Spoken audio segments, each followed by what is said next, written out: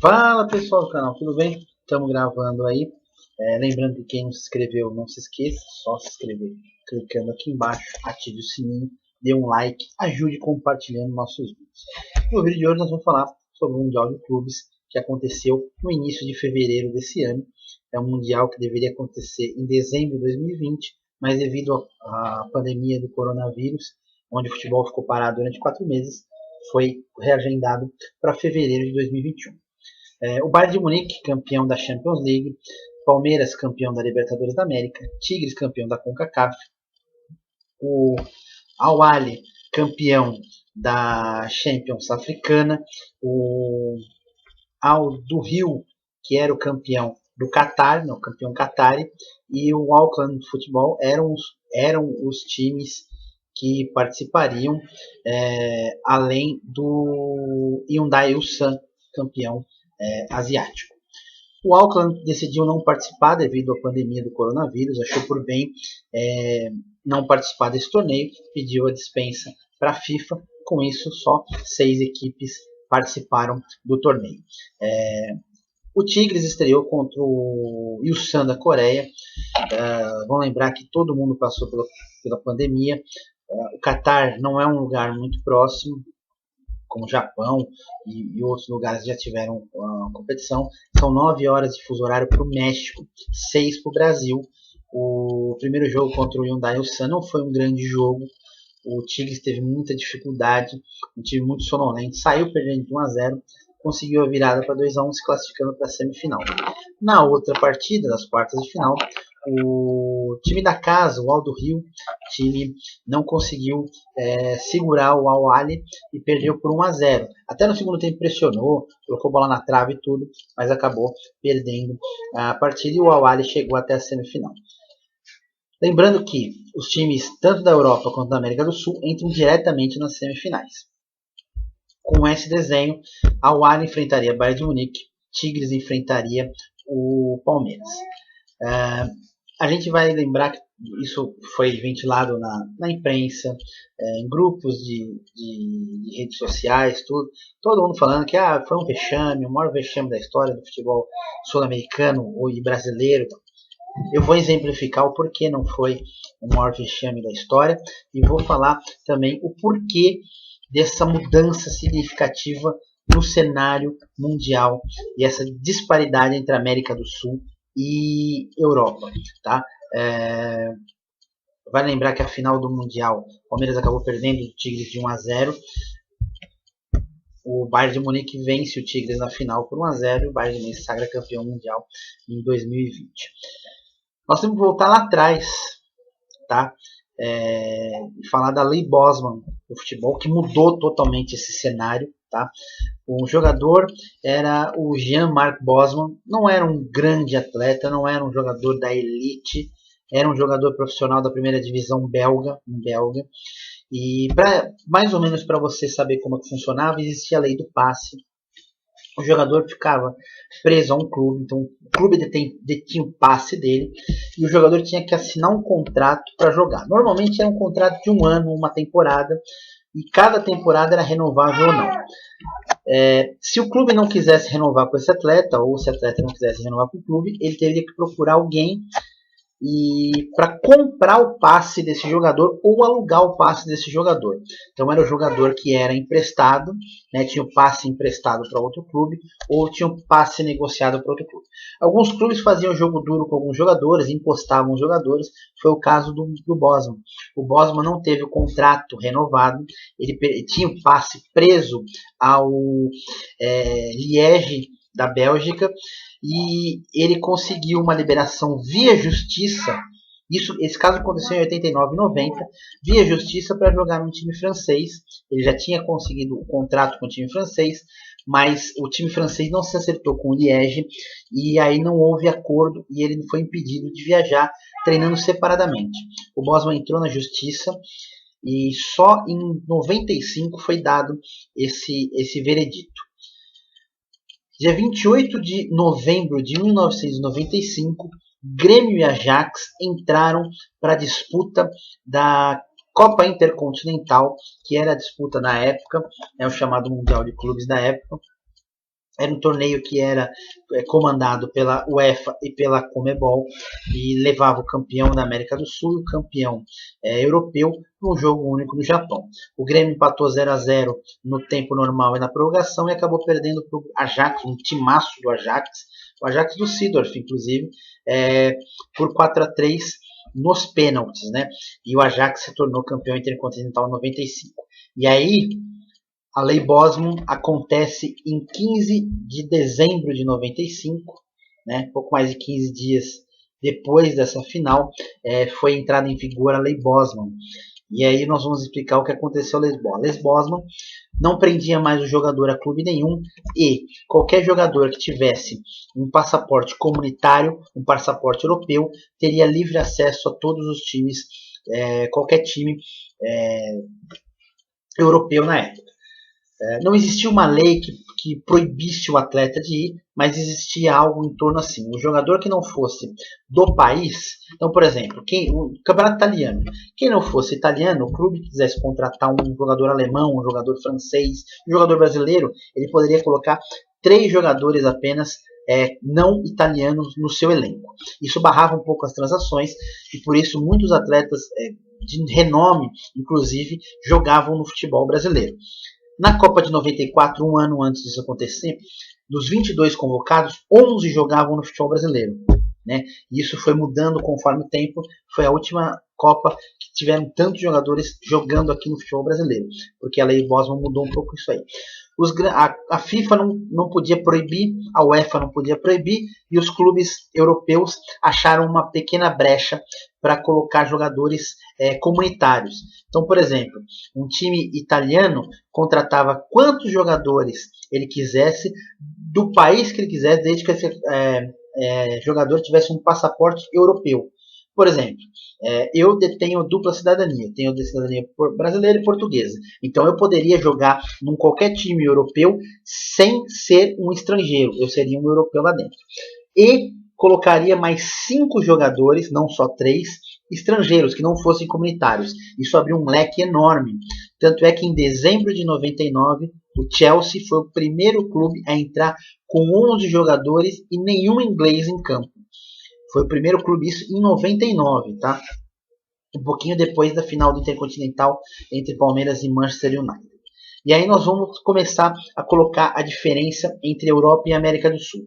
Até o jogo do Grêmio, em dia 28 do 11, a América do Sul tinha conquistado 20 intercontinentais contra 14 dos europeus. A diferença era grande. Os sul-americanos levavam muita vantagem por causa dessa restrição de estrangeiros nos times europeus. A partir da Lei Bosman, a partir de 1995, né, então a partir do ano de 96, essa distância acabou diminuindo. E o Campeonato Intercontinental acabou em 2004, 2005 começou o Mundial de Clubes da FIFA. Então, de 1960 até 1995, antes da Lei Bosman, 20 clubes sul-americanos ganharam Intercontinental e 14 europeus ganharam Intercontinental. A partir dali, houve uma diminuição dessa diferença. Tá? 7 europeus foram campeões e só 2 sul-americanos ganharam pós-Lei Bosman.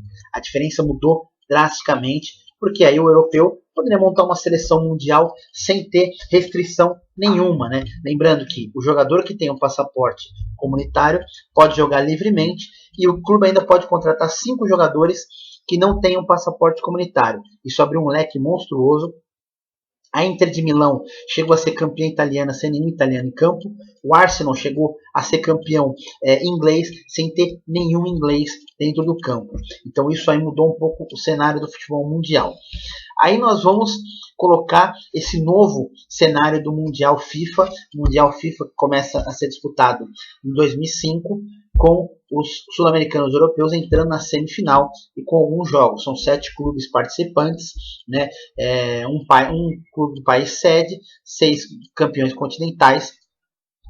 E aí começa a mudar esse cenário. Então, desde que começou o Mundial FIFA de 2005 a 2020, tivemos 13 europeus campeões 13 e só 4 sul-americanos. Aí você fala, peraí, mas de 2005 a 2020 não tem 21, são 20. Eu falei, exatamente, mas tem o primeiro Mundial de 2000, que é um Mundial um pouco conturbado. É o primeiro, mas assim, é muito meio que na carteirada, a FIFA dá carteirada em todo mundo e acaba aceitando isso daí, patrocinadores mandando e desmandando, e ficou uma situação meio complicada. Mas isso a gente fala em outro vídeo, tá? Então a diferença, olha o abismo que ficou, na verdade, né, não era uma diferença tão grande, virou um abismo tão grande como esse no Mundial. Então isso ajudou a alavancar por que o Palmeiras não passou vexame nesse Mundial. Outro contraponto nisso daí, né? Nós vamos lembrar, de 2010 a 2020, nesses últimos 10 torneios, 5 vezes os sul-americanos não conseguiram avançar à final. Então são 50% dos torneios. Isso aí muda totalmente o cenário mundial quando os sul-americanos não conseguem alavancar. E por que não conseguem?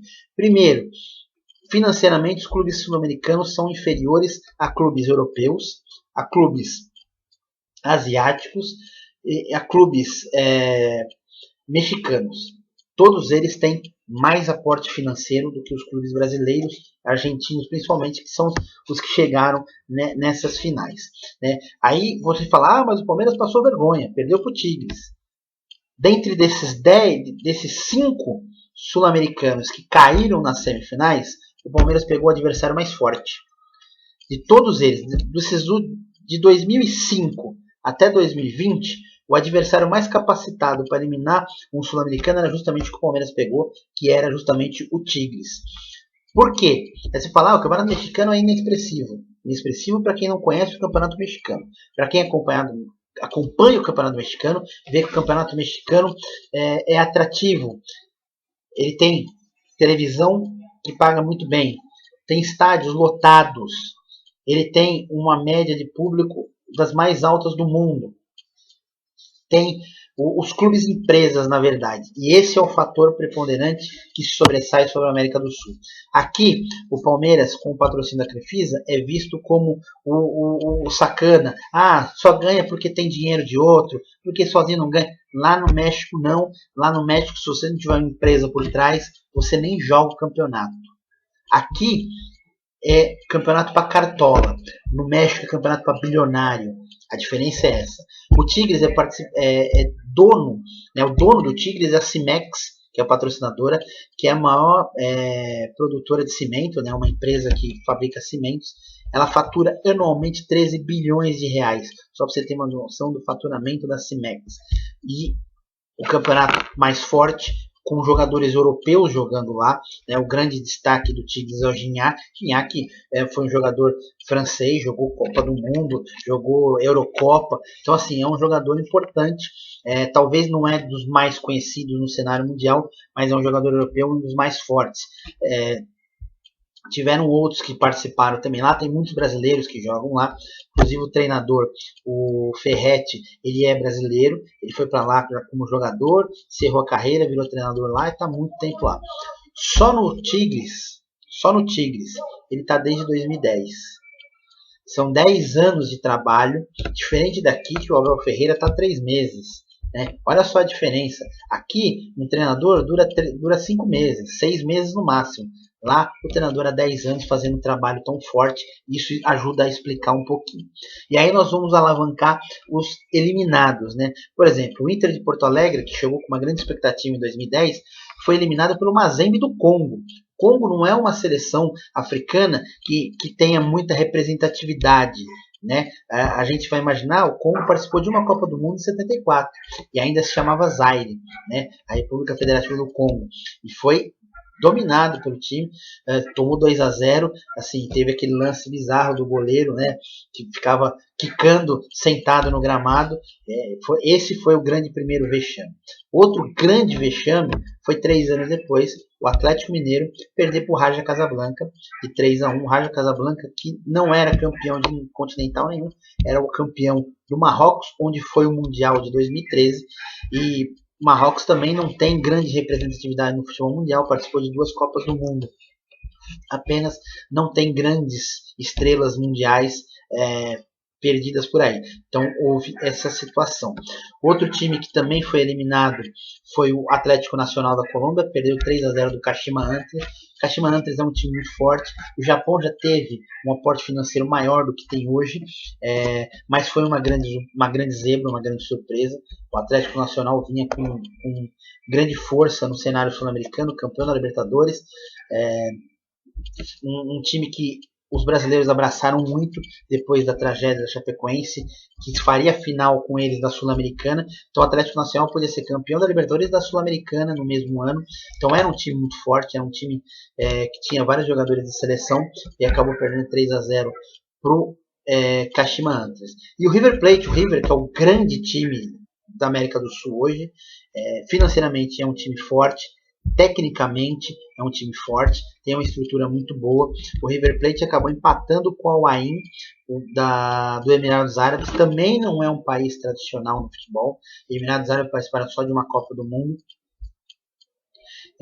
não era um país também como o Raja Casablanca em 2013, que era campeão continental, ele era campeão do país, né? O torneio de 2018 foi nos Emirados Árabes Unidos e o River acabou caindo nos pênaltis, perdeu de 5-4 para o Al Ain, né? Então foram algumas tragédias maiores do que o do Palmeiras. E aí esse ano o Palmeiras perde para o Tigres de 1-0, perde para o Tigres de 1-0, um time que vem de 4 meses de inatividade, vem de uma pandemia, vem de um surto de coronavírus, vem de jogos a cada 2 dias e meio. O Palmeiras jogou a cada 2 dias e meio, uma viagem desgastante, 6 horas de fuso horário, entra para jogar contra o Tigres, acaba perdendo de 1-0 num lance individual, num erro individual de um jogador do Palmeiras, e acabou jogando a chance de fazer uma final contra o Bayern.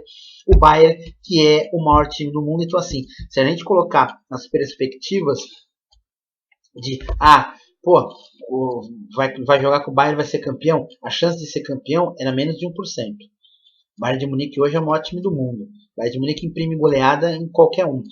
Goleou 8 no Barcelona, do Messi. Então a gente tem que ter um pouquinho de ideia, de cabeça, e saber que qualquer outro adversário que entrasse contra o Bayern não teria chance nenhuma de ganhar. Lógico, não é 0% porque não é uma ciência exata. 1% teria, mas 1% é muito pouco para você enfrentar um aporte desse. O Palmeiras tem um time bom, tem um elenco bom para o América do Sul.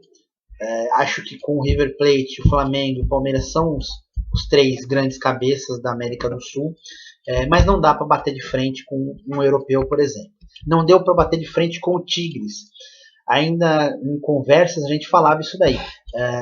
Se o Palmeiras conseguisse não perder para o Tigres e avançar a final e perdesse de 1-2-0, estaria no lucro, estaria excelente, né? Acabou perdendo para o Tigres, depois no jogo contra o Al-Ahly, perdeu uns pênaltis, porque já não tinha mais nem vontade de jogar, não tinha mais perna, o Palmeiras não tinha perna para jogar. Diferente de você enfrentar os times brasileiros aqui, que estão na mesma sequência turbulenta do Palmeiras, lá fora não, lá fora tiveram menos jogos, né? Os campeonatos são menores lá fora. O Palmeiras jogou 78 jogos, o Bayern de Munique foi campeão, jogou 60. A diferença é muito grande de número de jogos lá, né? Lá não tem campeonato estadual, aqui tem campeonato estadual. Aqui os clubes são obrigados a entrar com o time principal no estadual, arrebenta o elenco, não tem pré-temporada. Mais uma vez, o estadual já começou e não vai ter mais uma pré-temporada, não vai ter férias. Os times estão fazendo o possível para não prejudicar mais os elencos. Alguns times estão dando férias para alguns jogadores principais, que mais jogaram, né? O Palmeiras é um deles que deu férias, dividiu o grupo em 3 e está dando férias aí nesse primeiro início de campeonato, né? Então assim, a gente vai falando que foi vexame. Não foi vexame. Não foi vexame. Eu estou explicando, inclusive, o porquê não foi vexame. O Palmeiras não jogou bem? Não jogou bem. Acredito eu que o Palmeiras poderia ter feito um jogo melhor por exemplo, contra o Tigres. Acredito que o Palmeiras poderia incomodar um pouco mais o Tigres. A ideia do Tigres era justamente tirar a velocidade de jogo do Palmeiras, a transição rápida do Palmeiras. Se você sabe, o adversário falou isso, os jogadores do Tigres e o treinador do Tigres falou isso antes do jogo. Se eles falaram antes do jogo, a gente tinha que ter uma alternativa para justamente não cair na armadilha do Tigres. E o Palmeiras caiu facilmente na armadilha do Tigres, deu a bola para o Tigres impôs o jogo que ele quis e o Palmeiras em momento nenhum conseguiu assustar o Tigres. Nem quando o Palmeiras fez aquele gol impedido com o Rony, nem no abafa no final, o goleiro do Tigres não fez nenhuma grande defesa. Então o Palmeiras podia ter apresentado um futebol melhor, mas não que tenha sido um vexame. Tá? Aí vem aquela mas nunca ganhou. Cara, o Palmeiras tem a melhor temporada da história, conquistou 3 títulos na temporada, um título mundial. Vai alavancar? Vai, mas não vai ser um grande cenário. Por exemplo, eu vou citar aqui onde foi a virada de chave. Os times brasileiros não gostavam de participar da Libertadores da América, que dava direito a participar do Intercontinental. O Santos mesmo abdicou vários anos de participar, poderia ter 4 Libertadores, 4 Mundiais tranquilamente. O Santos não quis. O Santos abriu mão porque ele ganhava mais dinheiro participando de amistosos e a Libertadores da América não tinha televisão, não tinha cobertura da mídia, os jogadores sul-americanos jogavam dopado, eles batiam mesmo, os adversários atacavam pedra, atacavam um saco de mijo na cabeça dos jogadores, eles apanhavam da polícia do país onde eles estavam. Então assim, era meio trágico jogar Libertadores da América nos anos 60 e 70 e início dos anos 80. O São Paulo virou a chave em 92. O Tele Santana não queria jogar Libertadores da América por tudo isso que eu falei. E quem mudou isso aí foi o presidente, o Pimenta do São Paulo. Ele exigiu que o Tele mudasse de ideia, exigiu que o São Paulo entrasse com o time principal. Lembrando que a Libertadores era diferente, jogavam os 2 times de cada país no mesmo grupo. O São Paulo e o Criciúma, que era o campeão da Copa do Brasil em 91, o São Paulo campeão brasileiro, jogavam com os times bolivianos naquele ano. E a estreia do São Paulo foi no Sul, foi contra o Criciúma. O São Paulo com time reserva, com chamado Expressinho, levou de 3-0 do Criciúma. E aí o Pimenta brigou com o Tele mudou a chave, colocou o time principal foi lá e foi campeão da Libertadores. Depois, no final do ano, bateu o Barcelona, jogando de igual para igual contra o Barcelona. Era outros tempos. Era um Barcelona fantástico, era um Barcelona de Cruyff, de treinador Cruyff, né, de Stoichkov, de Laudrup, Koeman, de Guardiola. Era um Barcelona absurdamente muito forte. E o São Paulo conseguiu imprimir seu ritmo e vencer o jogo de virada 2-1. Que o Barcelona até fala hoje que nunca viu nenhum time brasileiro jogar tanto quanto aquele São Paulo. Repetiu a dose em 93, batendo o Milan. Ali foi um jogo até mais difícil do que 92. O Milan também era um grande time, tinha Papan, tinha Donadoni, tinha Baresi, Maldini, né? Tinha Raduciu, que era um centroavante romeno muito bom. Ali o São Paulo conquistava o Mundial alguns meses antes do tetracampeonato nos Estados Unidos em 94. Daquele tetracampeonato que eu falei que o Brasil conquistou, 11 jogadores jogavam no Brasil, dos 22 convocados. 6 eram do São Paulo. Então você tinha o Zete, você tinha Cafu, você tinha Ronaldão, você tinha Leonardo, você tinha Raí e tinha Miller. 6 jogadores do time bicampeão mundial em 92, 93, jogavam aquela Copa do Mundo em 94. A gente vai partir para o último campeão mundial, que é o Corinthians, em 2012. 2 anos depois da Copa do Mundo aqui no Brasil, só tinha um jogador do campeão mundial, o Corinthians. Então a gente vai falar a queda de rendimento do futebol brasileiro de 94 para 2014. A gente está falando de 20 anos. 20 anos. E nós vamos colocar aí. O Brasil perdeu de 7-1 em casa numa semifinal. Tinha um jogador daquele time campeão do mundo 2012, que foi o último time sul-americano campeão do mundo, o último time brasileiro campeão do mundo. Para sair aquele título, o time do Corinthians foi campeão da Libertadores da América, conquistando a sua primeira Libertadores, e teve muita dificuldade para vencer o Al-Ahly, foi muito difícil aquele jogo, e depois pegou o Chelsea. O Chelsea não era um dos maiores times da Europa, talvez tenha sido o pior campeão europeu da história. Acho que talvez junto com o Estrela Vermelha de 91, que não tinha muita tradição, não tinha nem o mercado aberto como tem hoje. O Chelsea não tinha o principal jogador que já tinha sido negociado, que era o Drogba. Então assim, não era um grande bambambam, mas ganhou de um bambambam, que era o Bayern de Munique na época, e o que credenciou a chegar naquela decisão. O Chelsea teve as grandes chances naquele jogo, o Corinthians acabou ganhando de 1-0 e sendo campeão do mundo. Mas se a gente puder falar que São Paulo 92-93 foi base da seleção brasileira, que foi campeã do mundo, só tinha o Leonardo e o Raí de titular, e os dois acabaram perdendo as posições durante a Copa. Tudo bem, mas era uma base. 6 jogadores do mesmo clube participando de uma Copa do Mundo é uma base de seleção.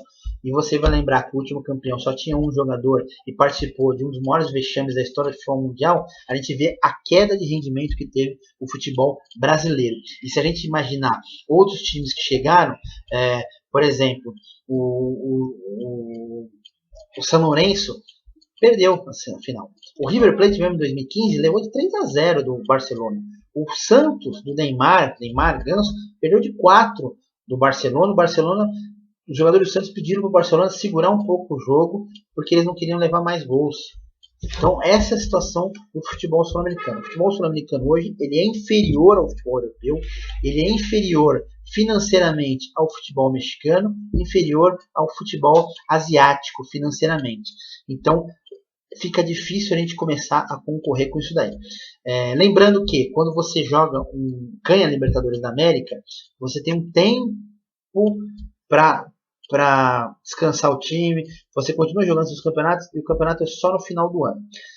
2019, a Libertadores terminou no segundo semestre, no final do segundo semestre, foi a segunda vez. 2018,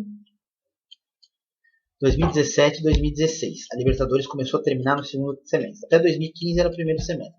Então 2016 foi eliminado no Sul-Americano na semifinal. 2018 foi eliminado no Sul-Americano na semifinal. E 2020 foi eliminado no Sul-Americano na semifinal.